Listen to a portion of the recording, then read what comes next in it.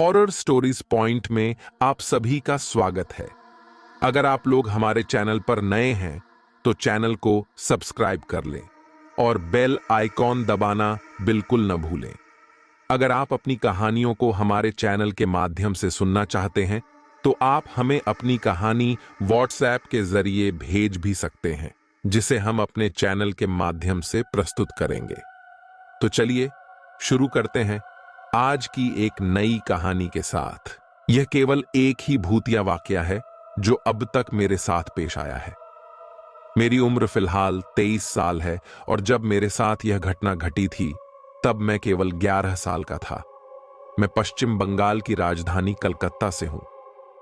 मैं तब केवल 1 साल का ही था। तब मेरे परिवार को दिल्ली आना पड़ा था क्योंकि मेरे पिताजी को दिल्ली में जॉब करनी थी, तो मैं कलकत्ता केवल 1 वर्ष ही रह पाया था। पर मेरे बाकी के फैमिली मेंबर्स और मेरे कजिन्स कलकत्ता में ही रहते हैं।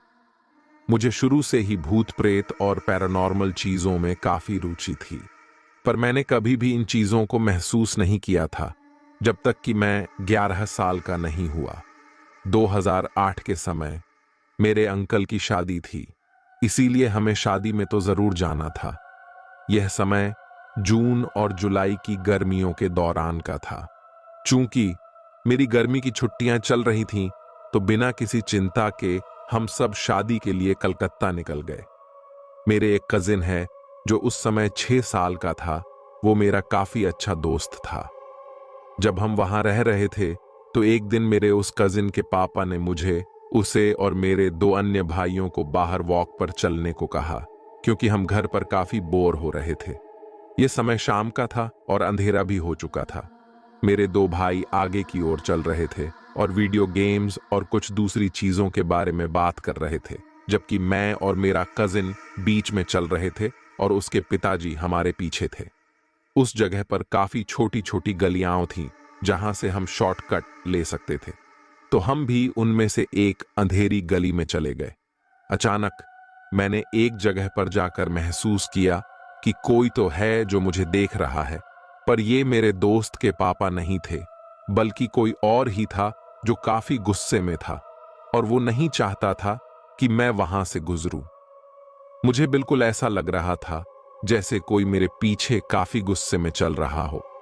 तभी मैंने महसूस किया कि किसी ने मुझे धक्का दिया है, और जब मैंने पीछे मुड़कर देखा तो मैंने देखा कि पीछे मेरे दोस्त के पिताजी थे, जो कि मुझसे कुछ दूर थे और वो ऐसा नहीं कर सकते थे। इसके बाद मैंने अपनी पीठ पर काफी जलन महसूस की। मैंने फिर से चलना शुरू किया और मुझे फिर से किसी ने हल्का सा धक्का दिया और फिर से मेरी पीठ पर जलन महसूस हुई। मैं जब तक उस गली से बाहर नहीं आ गया तब तक मुझे ऐसा ही लगता रहा जैसे कोई मुझे देख रहा हो। मेरे कजिन को भी किसी ने धक्का दिया था। वो जलन काफी तेज थी और मुझे काफी चिंता भी हो रही थी, पर यह बात मैंने किसी को भी नहीं बताई।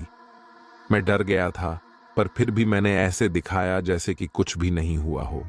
जब हम वापस घर आए तो मुझे नॉर्मल फील हुआ। शादी खत्म होने के बाद भी हम कुछ दिन वहां रुके और जब हम वापस दिल्ली पहुंचे तब तक मेरे स्कूल भी खुल चुके थे।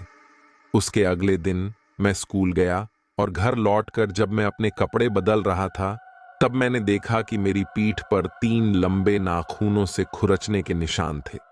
मेरी पीठ पर उस तरह के 2 बार खुरचने के सेट थे, मतलब कि किसी ने मुझे 2 बार खरोचा था। जब मैंने यह बात अपनी मां को बताई तो उन्होंने मुझसे पूछा कि यह सब कैसे हुआ है। तब मुझे उस गली के बारे में याद आया और सारी बात मैंने अपनी मां को बताई, तो उन्होंने मुझसे कहा कि जरूर यह कोई भूत या शैतान होगा जो काफी गुस्से में होगा। मुझे नहीं पता वो क्या था और वो क्यों मुझसे गुस्सा था।